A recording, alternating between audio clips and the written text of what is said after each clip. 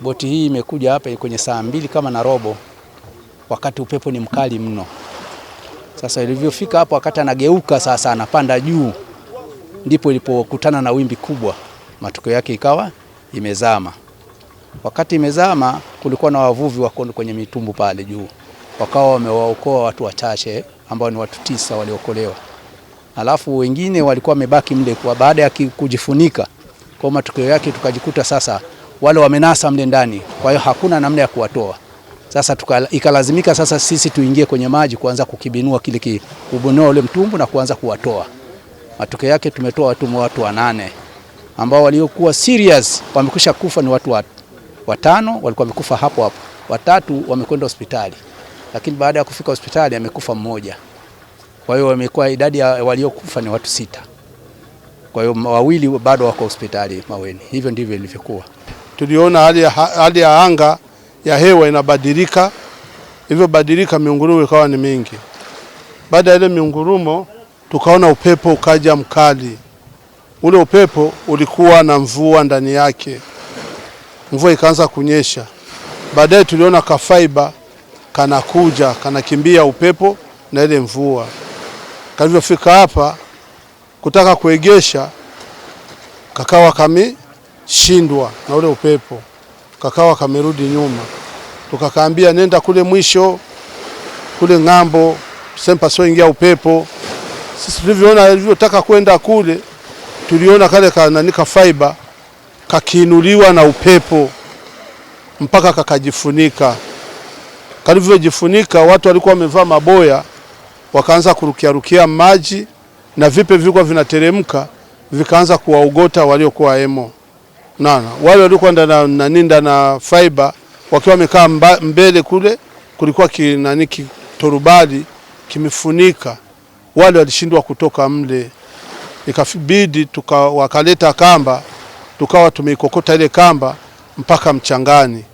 Madawa akiwa yamesambaa yanamwagika, tunakusanya madawa tuleta ofisini. Baada ya kufunua, tulikutana mle ndani mna maiti ziko mle.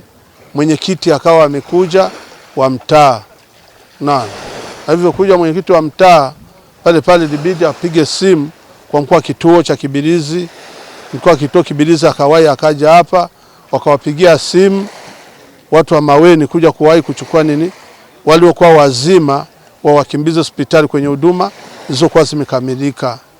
Ajali hiyo imetokea, ilikuwa na watumishi ambao walikuwa wanaenda vijiji jirani ambavyo viko mwambao wa ziwa Tanganyika. Walikuwa na majukumu ya kwenda kutoa huduma za kiafya. Watu hao inasadikika kuwa walikuwa 18 kwenye boti hiyo. Lakini katika idadi ya watu 18 hao, watu 9 waliokolewa wakiwa hai. Lakini pia watu 6 walitolewa ziwani wakiwa wamefariki kwa mujibu wa DMO, taarifa ambazo alidhibitisha hivyo. Kwa hiyo watu 3 wamesalia ziwani ambao mpaka sasa tunaendelea kuwatafuta.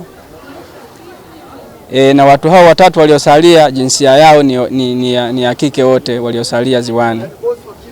Kwa hiyo kwa taarifa hiyo ya awali iko namna hiyo, lakini tunaendelea kupambana ili kuweza wenzetu kuweza kuwatoa waliosalia eneo hili la ajali.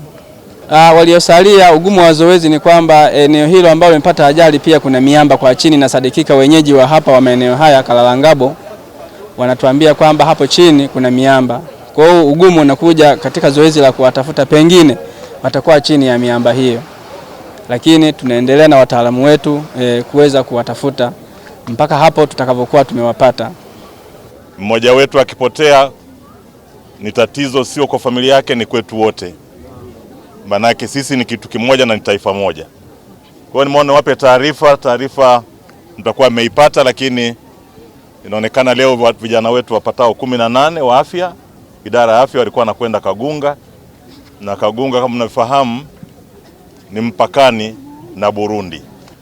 Kwa hiyo walikuwa wanakwenda kutoa chanjo asubuhi. Wakati wanakwenda kutoa chanjo, ndio bahati mbaya ikatokea upepo mkali ambao umesababisha boti ya halmashauri kupinduka. Kwa hiyo na ndani ya ile boti, ndugu zangu, kwa taarifa ambazo tumepewa, kulikuwa kuna wafanyakazi wa idara ya afya wapatao 18. Kwa hiyo boti ulipopinduka wafanyakazi 6 wamefariki, lakini wafanyakazi wengine 12 9 wameokolewa na 3 taarifa tulizonazo bado wako ndani ya ziwa. Lakini tunashukuru kwamba vyombo vyetu vya ulinzi na usalama, wenzetu wa upande wa fire na uokoaji, lakini upande wa polisi, upande wa marini, lakini na vijana wetu ambao ni wataalamu wa kuogelea, wa kupiga mbizi, nao wanafanya kazi hiyo. Kwa hiyo niwahakikishie kwamba hili limetokea ni kwa bahati mbaya, lakini kuna kitu cha kujifunza. Wenzetu mnajua kabisa TMA ni mawakala wanaohusika mambo ya hali ya hewa. Sisi ambao tunazungukwa na maziwa haya tuwe makini sana.